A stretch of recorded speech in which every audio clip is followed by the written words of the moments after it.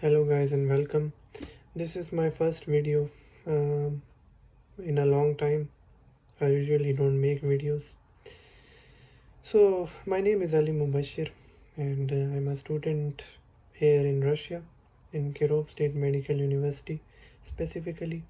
I've been living here for 6 years and during this time period I noticed many things. These things specifically which I feel like because I come from Pakistan and things sometimes are very chaotic there, very uncertain and very different. Things that can be improved in Pakistan because these are the things which these people achieved, but I feel like they are still lacking in Pakistan. Not that we can do it, but we just have stopped caring. So the first point is calmness. Of course, the city where I live, Kirov, is also small. It's around say 800 kilometers from Moscow, the center. So of course things are more or less manageable here. The people they are very civilized. There's no honking on the streets, and people don't shout usually. Uh, as you can hear, I am shooting this video in the middle of the day, like it's like 12:21 p.m. here, but you cannot hear much of the noise whereas in Pakistan, as soon as it gets into morning, people they just start running here and there, shouting, and there's a traffic noise, and everyone gets frustrated, which is something I guess it should be controlled more or less. And also, this city, not only during the day but also at night. Here's a rule in Russia, in and in also in our city, that after 10 p.m. in night you cannot make noise, and if you do make noise, you have to face a fine. So that's how the noise is controlled. Next thing which I want to mention is about the environment, how clean the environment is. It's not that it's true that the factories are not are built not built so close to residential buildings in this city. It's not like factories they don't follow the rules and regulations for emissions, specifically smoke. That's why they all follow the rules, and that's why there is no dropped dangerous air quality. Um, as we experience in Pakistan, especially in winters with smog, we have, I think we as a nation have forgotten about how to preserve nature, and we keep cutting down trees and building more residential buildings and give a foot length of land as a small green area, which I guess giving just a small space to live or to plant trees is not valid in this day and age. So this government, it knows how to protect trees, of course, and believe me, if you see the greenery here or the trees or the forests, y- your heart will also be happy. It's a different kind of satisfaction. The things which I believe we don't see more often in Pakistan.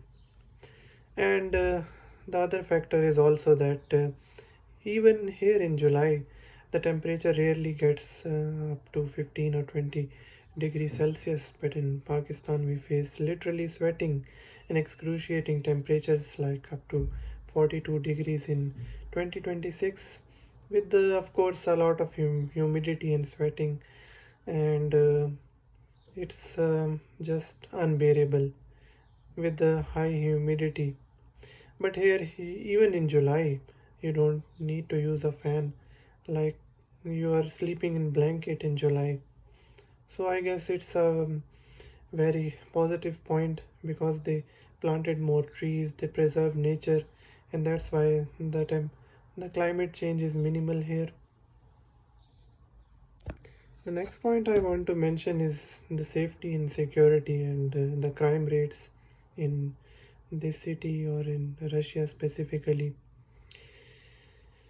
So, in perspective, we have to understand that we know these people, it's because it's a small city, they are not as rich as we imagine. They're just normal people living average life, and of course, there is poverty, as you know. Um, so you don't see people fighting with each other. There is no uncertainty. When you leave your belongings, don't have to worry whether you will get looted or maybe killed. The fact is, because the fact is that police and security here understands the needs of people, and the cars, they are the police cars and the patrol cars, they are 24/7 surveilling every area of city with a rapid response. If you call them, they will come almost immediately, and they don't rest until your problem is solved. That's how caring or helping they are. And you can imagine that at 11 p.m. at night, it's the late at night. You can walk alone, man or woman, in the street, and no one will notice. You're fully secure and protected, of course. There's very low crime rate in the city. No robberies, no kidnappings or looting. The people, big, I believe that is because these people have moral sense somehow, uh, which we lack as a nation, I guess. In Pakistan, I will tell you one thing. I forgot my bag at the airport one day, and in the next moment, it was gone. While I forgot my bag once in a bus here in Kirov one day, in and next day when I called the transport ministry, they returned my bag. That's how responsive they are. Other than that, you don't see people openly begging on the streets here or doing frauds. Your money is secure in the bank, and the banking application, of course, they are always working. You can check every time. People rarely use cash here. Everything can be done by card. It's not like we don't have a card system in our country, but sometimes the system breaks down, and for and here for markets or even payment for university, you can use the bank system because it's reliable. The system is built for convenience and not counting thousands of thousands of lakhs by land hand. You can check how much money you spend and where you keep your account and expenses in check. You can keep your expenses in check. So we also need to observe, I guess. It's not like the banking system in Pakistan is broken, but it just needs to be improved a bit so that it's more convenient. I'm not saying banking apps don't work in Pakistan, but they just use it for formality in Pakistan and know the system, and we know the system or server will break down. So somehow we are afraid of losing money.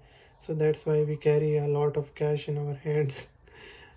I guess we don't trust the banks overall. So this thing, I guess, it also needs to be improved in Pakistan. And now coming to the most important point, the thing which I felt the most here and which needs to be improved in Pakistan a lot. I'm a student, of course, and I commute a lot between my hospitals and the hostels and to different locations in the city. Every bus has a fixed route which will go to that exact place and at a fixed time in here, so you won't be late. If you go inside the bus here, You will notice it's clean and spacious and has more seating, and people are not pushing each other. If you need to stand, you can stand freely, of course. The buses are rarely overcrowded. You don't have to hand over a physical note to the conductor, or you can just swipe your card. In Pakistan, rarely the buses they have even I'm talking about the small wagons. They don't have the card facility yet. And the fare of bus, it is also important. The fare of bus in Russia, it is more or less same in the whole city, which is around, I think, for 40 rubles or 150 rupees. Wherever you want to go, moreover, you can check the exact bus number and stop on Russia's map application, which is Yandex. Yandex is officially the Russia's map application, and it works very good instead of Google Maps. When you come here, you shouldn't use Google Maps because it's not optimized for Russia's roads that well. So you can see your bus coming. It will always arrive on time. There's no delays, and you can exactly see how far it is on the application. If you are being late to some destination, there are always alternatives, like you can always take another bus.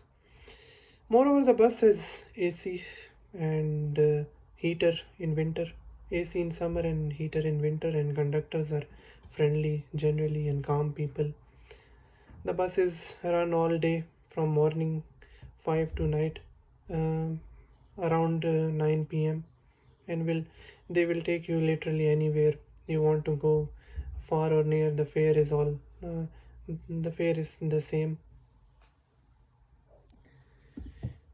I have this experience in Pakistan because I live in Bahria, and I have to get to Sadr if and I will look for shuttle bus service, which was a service not so good, which was launched by Bahria authorities a while back.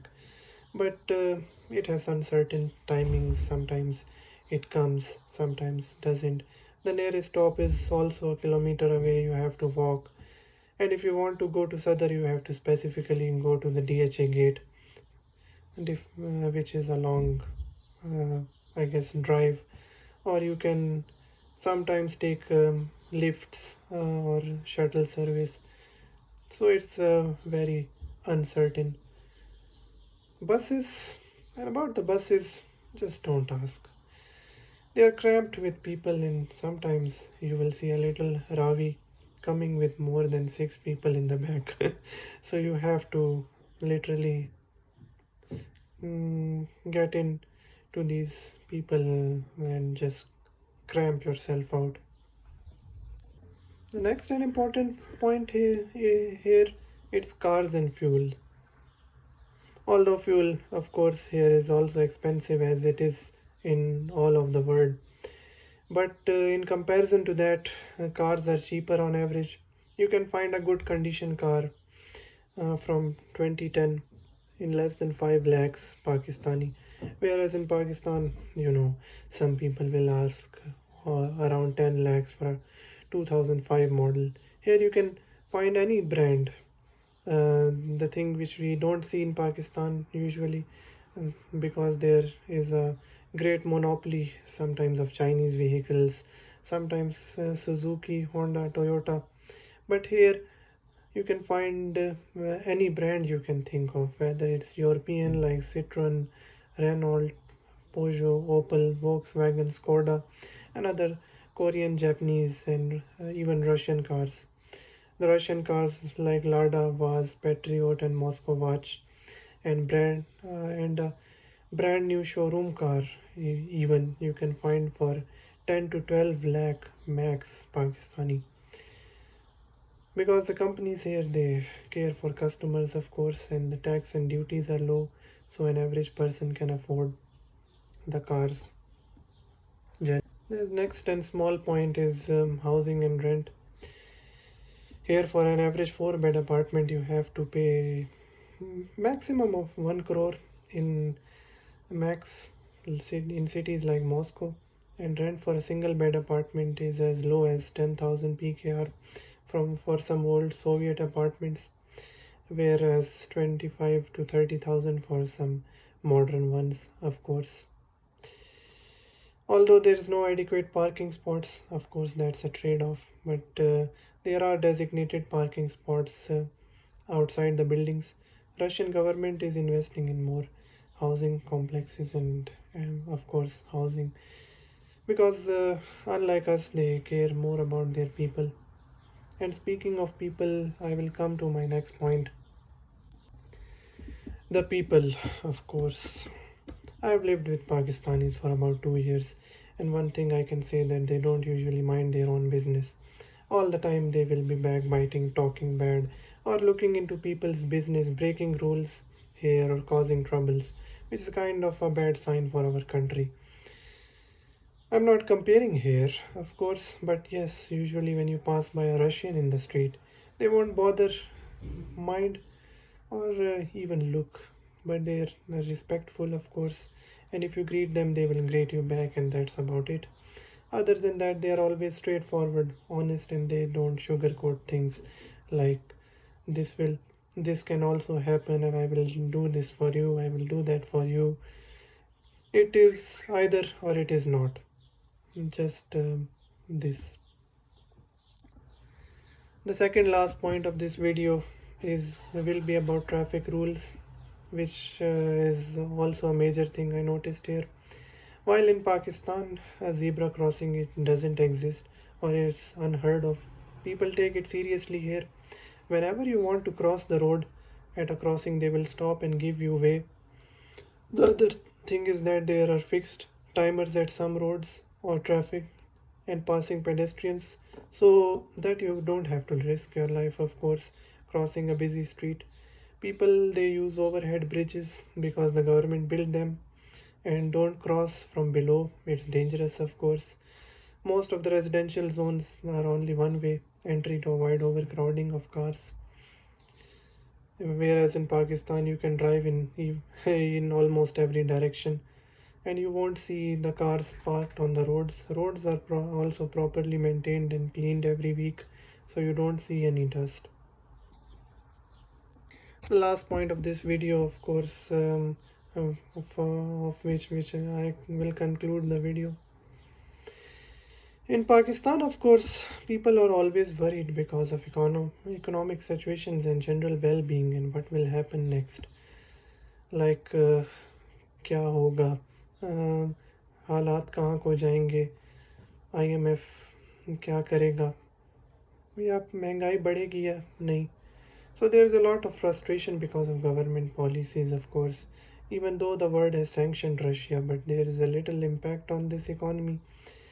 The people are still happy and they are thriving, they are going on their jobs, they are doing their business, living life at full pace here, and there is a general sense of calmness and happiness, which I noticed.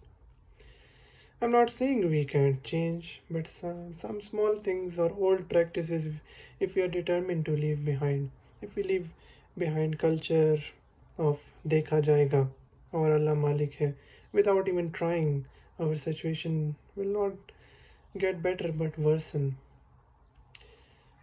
And I would like to add, we shouldn't leave problems as such. We should try to find a solution or fix the problems. Only then we can be a prosperous nation, and we should learn from others, not criticize them. Thank you, and I hope you like the video.